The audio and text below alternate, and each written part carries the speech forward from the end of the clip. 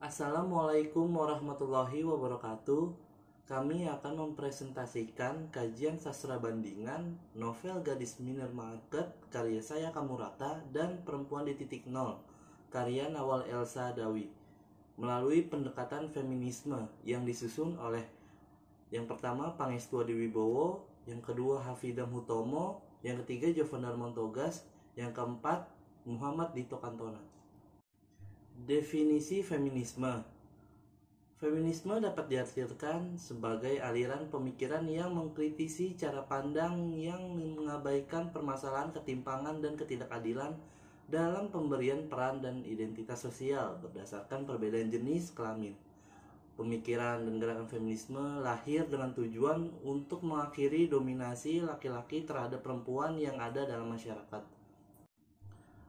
Feminisme Marxis memandang konstruksi sosial sebagai sumber ketidakadilan pada perempuan, termasuk di dalamnya stereotip yang dilekatkan pada perempuan.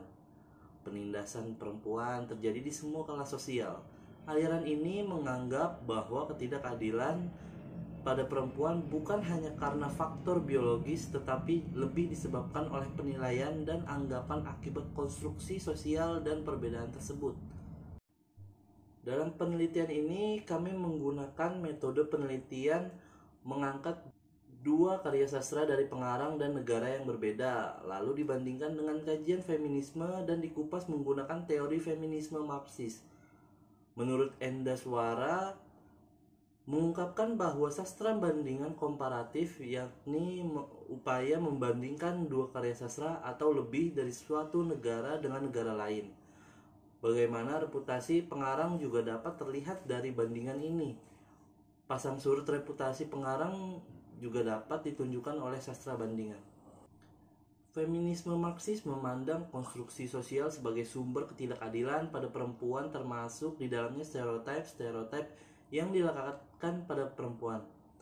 Penindasan perempuan terjadi di semua kelas sosial. Aliran ini menganggap bahwa ketidakadilan pada perempuan bukan hanya karena faktor biologis, tetapi lebih disebabkan oleh penelitian yang kami lakukan, ialah melakukan komparasi antara novel Gadis Minimarket dan novel Perempuan di Titik Nol dengan pendekatan feminisme. Novel Gadis Minimarket. Novel Gadis Minimarket ini mengisahkan perempuan bernama Keiko yang menjadi pegawai paruh waktu di sebuah minimarket. Keiko telah menjadi pegawai paruh waktu sejak ia remaja hingga menginjak umur kepala 3. Memasuki umur yang semakin dewasa, Keiko banyak ditanya oleh keluarga, teman, dan orang-orang di sekitarnya mengenai kapan ia menikah, memiliki anak, dan memiliki pekerjaan tetap dengan gaji yang besar. Keiko yang lebih nyaman menjalankan hidupnya dengan menjadi pegawai paruh waktu membuat orang-orang sekitarnya menganggap bahwa Keiko adalah makhluk yang aneh yang tidak bisa menjadi bagian dari mereka. Bukan hanya status pernikahan Keiko, tapi status menjadi pegawai paruh waktu di minimarket juga menjadi salah satu klimaks yang menekan tokoh Keiko. Perempuan di Titik Nol. Novel ini mengisahkan sisi gelap yang dihadapi perempuan-perempuan Mesir di tengah kebudayaan Arab yang kental dengan nilai-nilai patriarki. Ketika perempuan masih mengalami ketimpangan hak dan tidak pernah mendapatkan hak yang sama seperti yang didapatkan laki-laki, seperti halnya bangsa Arab. Budaya patriarki menjadi salah satu dasar perdebatan akan kedudukan perempuan dalam masyarakat dan masih menuai konflik mengenai hak-hak perempuan yang kurang terjamin, kebebasan dalam dunia politik, serta kungkungan hierarkis suami membuat perempuan terbelakang dalam segala kesempatan, mengalami diskriminasi, kekerasan, serta kemiskinan. Feminisme dalam novel Gadis Minimarket. Marginalisasi merupakan bentuk pemiskinan atau peminggiran atas satu jenis kelamin tertentu. Dalam hal ini perempuan yang disebabkan oleh gender. Apa? Kau tak punya pengalaman lain? Kalau susah mendapatkan pekerjaan tetap, kenapa tak menikah saja? Sekarang ini banyak situs perjodohan kan? Murata 2020. Data tersebut menggambarkan bahwa Keiko yang belum memiliki pekerjaan tetap atau tidak memiliki banyak pengalaman kerja di usia yang dianggap telah dewasa, lebih baik menikah daripada menjadi pegawai paruh waktu. Hal tersebut termasuk pada pemiskinan atau peminggiran terhadap perempuan. Feminisme dalam novel Gadis Minimarket. Marginalisasi yang didapatkan oleh Keiko dikarenakan ia yang telah berusia 30 tahun yang belum menikah dan hanya bekerja sebagai pegawai paruh waktu di minimarket.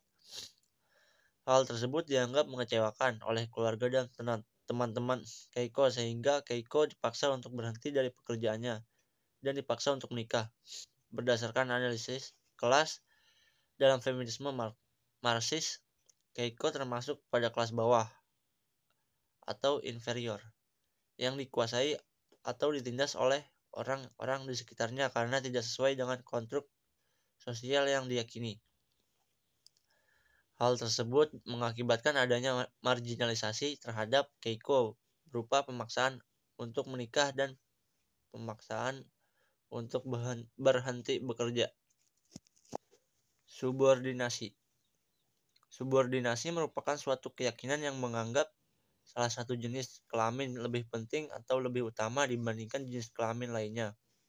Pada novel Gadis Minimarket, ditemukan data yang menunjukkan bentuk subordinasi terhadap perempuan, yaitu sama seperti perempuan lanjut usia di zaman Jomon.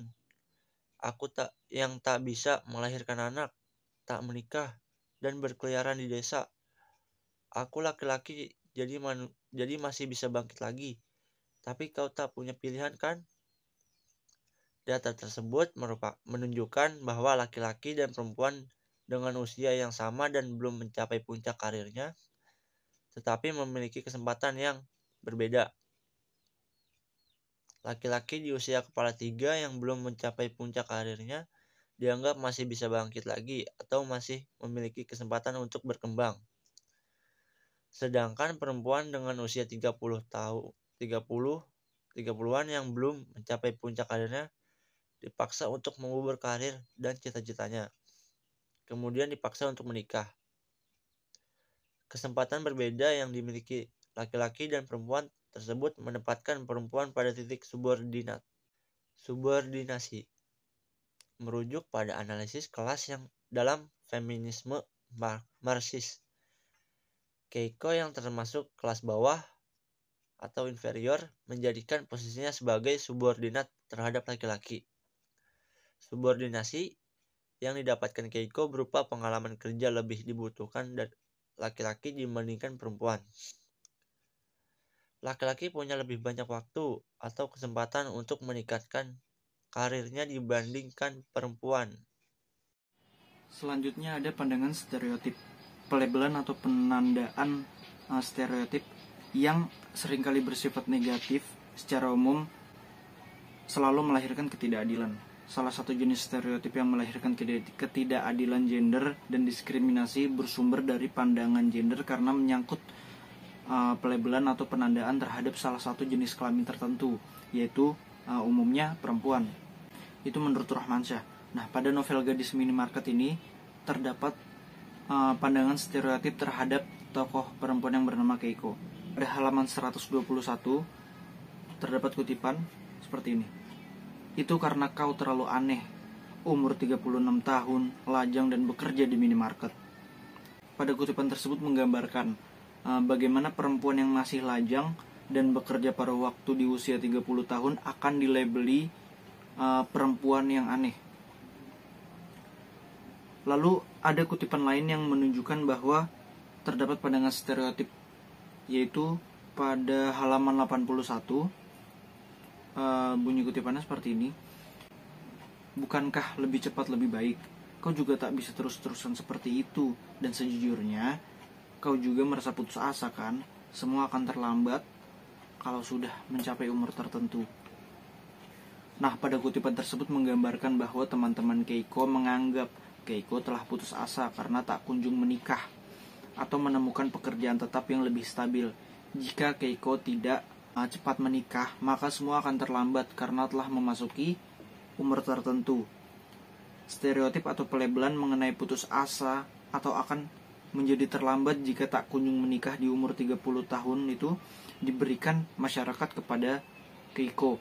Di umur Keiko yang sudah berkepala 3 dan belum menikah, dilabeli menjadi perempuan yang putus asa dan dituntut untuk segera menikah agar tidak mendapat label selanjutnya, yaitu perempuan yang terlambat menikah, ya, karena sudah mencapai umur tertentu. Dalam feminisme Marxis, Keiko termasuk kelas bawah, inferior yang dikuasai atau ditindas karena tidak sesuai dengan konstruksi sosial yang ada, yang membuatnya mendapatkan stereotip negatif berupa perempuan aneh, putus asa, dan terlambat. Lalu dalam novel Gadis Minimarket juga terdapat beban kerja. Kaum perempuan sejak dini diasosiasikan untuk menekuni para gender mereka mengenai pekerjaan domestik. Di lain pihak, kaum laki-laki tidak diwajibkan secara kultural untuk menekuni berbagai jenis pekerjaan domestik. Pada novel Gadis Minimarket ditemukan data yang menunjukkan bentuk ketidakadilan gender, beban kerja terhadap tokoh perempuan yang bernama Keiko ini. Kutipannya di halaman 54-55 itu bunyinya seperti ini.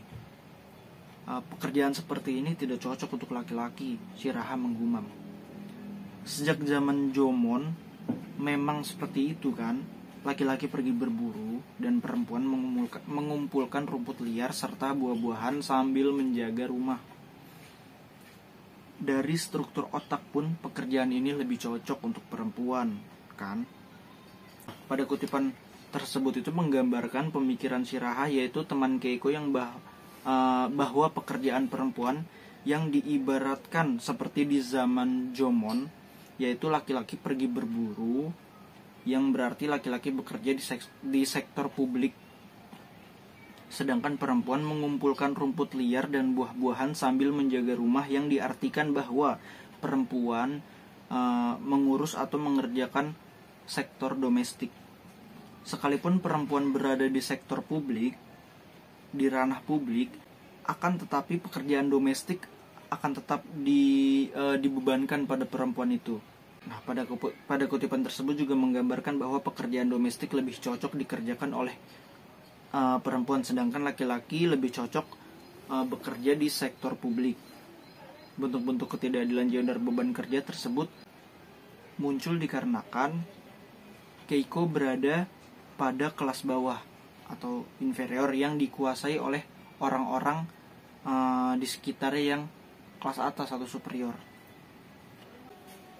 Selanjutnya di dalam novel Perempuan di Titik Nol juga terdapat aspek feminisme, yaitu subordinasi. Subordinasi memiliki arti diletakkan di bawah atau didudukan di dalam sebuah posisi yang inferior di hadapan orang lain, atau menjadi tunduk terhadap kontrol atau otoritas orang lain. Dinomorduakan lah gitu. Seperti kutipan yang terdapat pada novel Perempuan di Titik Nol, bunyinya seperti ini. Gubuk kami dingin hawanya, tetapi di musim dingin justru ayah menggeser tikar jerami saya beserta bantalnya ke bilik kecil yang menghadap ke utara dan menempati sudut tempat saya di dalam ruangan tungku, dan bukan tetap tinggal di tempat saya untuk membuat saya hangat. Ibu biasanya membiarkan saya sendirian dan pergi ke ayah untuk membuat dia hangat. Nah, kutipan tersebut itu menunjukkan atau menggambarkan bahwa Firdaus merasa kedua orang tuanya menelantarkan dia sendiri itu dalam keadaan kedinginan gitu. Sedangkan mereka berada di tempat yang hangat, yang nyaman. Selanjutnya ada marginalisasi dalam novel Perempuan di Titik Nol. Pada halaman 57 di buku itu berbunyi seperti ini. Pamanku, Syekh Mahmud, adalah seorang yang terhormat. Dia punya pensiun yang besar dan tak punya anak-anak. Dan ia masih hidup sendirian sejak istrinya meninggal tahun lalu.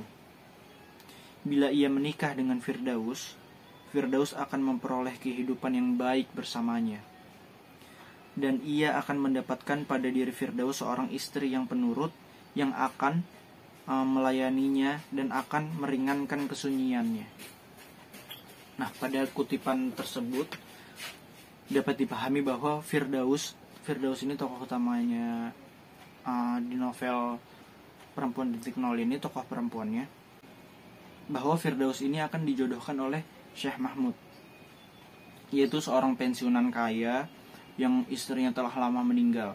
Bibinya menganggap bahwa jika Firdaus menjadi istri dari Syekh Mahmud, budak kaya itu, dia bisa menjadi seorang istri yang penurut, yang tunduk dan patuh terhadap suaminya, dan juga menghilangkan kesunyian Syekh Mahmud. Hal itu diungkapkan dalam percakapan bibinya yang mengatakan bahwa Firdaus seorang istri yang penurut, yang akan melayani dan akan meringankan kesunyiannya. Dalam teori Marxisme juga mendukung bahwa perbedaan kelas dalam masyarakat sosial menjadi sumber munculnya penindasan perempuan. Adanya konsep kekayaan pribadi menyebabkan posisi perempuan jatuh. Tujuan awal kegiatan produksi untuk memenuhi kebutuhan sendiri akhirnya beralih menjadi pertukaran atau exchange. Baik, saya Pangestu Adibowo akan melanjutkan materinya. Kita masuk pada aspek kekerasan fisik. Di sini ada kutipan dari novel Perempuan di Titik Nol. Bila tukang sampah datang untuk mengambil sampah dari tempatnya, dia akan memeriksa dengan hati-hati sebelum meletakkan di luar. Suatu hari, ia menemukan sisa makanan, dan ia mulai teriak-teriak begitu kerasnya, sehingga semua tetangganya dapat mendengar. Setelah peristiwa itu, ia mempunyai kebiasaan untuk memukul saya. Apakah dia mempunyai alasan atau tidak? Pada kutipan di atas menunjukkan kekerasan dalam rumah tangga yang dilakukan oleh Syekh Mahmud kepada Firdaus. Sebagai suami, Syekh Mahmud sering memperlakukan Firdaus semena-mena, memukul Firdaus tanpa sebab karena satu kesalahan yang dilakukan Firdaus tanpa disengajanya. Membuang makanan bagi Syekh Mahmud merupakan suatu kesalahan terbesar yang tidak dapat dimaafkan meskipun yang melakukannya adalah istrinya. Firdaus sebenarnya tidak membuang makanan. Makanan yang berada di tempat sampah tersebut merupakan sisa-sisa makanan yang sudah basi, sehingga memang seharusnya dibuang. Syekh Mahmud tidak mencerminkan sosok pemimpin rumah tangga yang baik karena terlalu menyiksa istrinya dan sering berbuat tidak adil terhadap istrinya. Laki-laki sering memperlakukan wanita sewenang-wenang. Kedudukan suami sebagai kepala rumah tangga menjadikan mereka lebih mendominasi perempuan, sehingga suami menjadikan perempuan tidak lebih dari seorang budak. Selanjutnya ada tabel perbandingan. Berdasarkan penemuan-penemuan pada novel Gadis Minimarket dan Perempuan di Titik Nol, terdapat aspek perbandingan di antara kedua novel tersebut. Berikut kami sajikan berupa tabel perbandingannya. Yang pertama, dari aspek feminisme yang pertama yaitu subordinasi. Pada Gadis Minimarket, aspek subordinasinya yang didapatkan Keiko berupa pengalaman kerja lebih dibutuhkan laki-laki dibandingkan perempuan. Sementara pada Perempuan di Titik Nol, Firdaus merasa kedua orang tuanya menelantarkan dengan membiarkan dia sendiri dalam kedinginan, sedangkan mereka berada di tempat yang lebih nyaman. Yang kedua, aspek feminisme yang kedua ada marginalisasi. Pada Gadis Minimarket terdapat pada kutipan Keiko mendapatkan pemaksaan untuk menikah dan pemaksaan untuk berhenti bekerja. Dan pada Perempuan di Titik Nol terdapat ketika Firdaus memasuki usia remaja, ia dinikahkan oleh pamannya kepada seorang laki-laki bernama Syekh Mahmud, seorang laki-laki tua yang berperangai kasar dan kikir. Pada aspek feminisme yang ketiga, terdapat kekerasan fisik. Pada Gadis Minimarket tidak terdapat kekerasan fisik yang dialami tokoh Keiko. Sementara pada Perempuan di Titik Nol terdapat kekerasan fisik, yaitu Syekh Mahmud memukul Firdaus karena satu kesalahan yang dilakukan Firdaus tanpa disengaja. Dapat diketahui berdasarkan tabel di atas bahwa aspek feminisme berupa subordinasi yang terdapat dalam novel Gadis Minimarket berlatar di industri tempat tokoh perempuan yaitu Keiko bekerja. Sedangkan dalam novel Perempuan di Titik Nol berlatar di rumah keluarga tokoh perempuan bernama Firdaus. Perlakuan yang diterima masing-masing tokoh perempuan dalam kedua novel tersebut sama-sama merasa terpinggirkan. Marginalisasi dalam novel Gadis Minimarket yang dialami oleh Keiko ialah mendapat pemaksaan untuk menikah dan berhenti bekerja. Sedangkan dalam novel Perempuan di Titik Nol yang dialami Firdaus ialah dijodohkan dengan laki-laki yang kasar dan kikir terhadapnya. Perlakuan yang diterima Keiko dan Firdaus sama-sama merasa tidak diberi hak kebebasan dalam menjalani hidup. Dalam novel Perempuan di Titik Nol, Firdaus mengalami kekerasan fisik berupa pemukulan dari suaminya, sedangkan dalam novel Gadis Minimarket lebih dominan mengalami kekerasan psikis. Simpulan, sastra banding merupakan kegiatan mengkaji dua karya sastra berbeda dilihat dari bentuk, fungsi, dan makna karya sastranya. Feminisme merupakan sebuah gerakan yang dilakukan perempuan terhadap permasalahan, ketimpangan, dan ketidakadilan gender yang dialami perempuan dalam lingkungan sosial maupun keluarga dalam hak psikis maupun fisik. Teori feminisme dalam sastra merupakan metode pendekatan yang kami gunakan untuk melakukan penelitian sastra bandingan terhadap novel Gadis Minimarket dan Perempuan di Titik Nol dengan memfokuskan aspek ketidakadilan gender yang terkandung dalam kedua novel tersebut, yaitu kekerasan psikis dan fisik seperti subordinasi, marginalisasi, dan kekerasan fisik yang dialami oleh tokoh perempuan dalam kedua novel tersebut. Hasil penelitian kami buat dalam tabel yang berisi perbandingan antara novel Gadis Minimarket dan Perempuan di Titik Nol. Dapat diketahui bahwa ketidakadilan gender yang dialami tokoh perempuan bernama Keiko dalam novel Gadis Minimarket lebih dominan mengalami kekerasan psikis dibanding tokoh bernama Firdaus dalam novel Perempuan di Titik Nol. Sedangkan pada novel Perempuan di Titik Nol, tokoh bernama Firdaus lebih dominan mengalami kekerasan fisik. Sekian presentasi dari kelompok kami, kurang lebihnya mohon maaf. Assalamualaikum warahmatullahi wabarakatuh.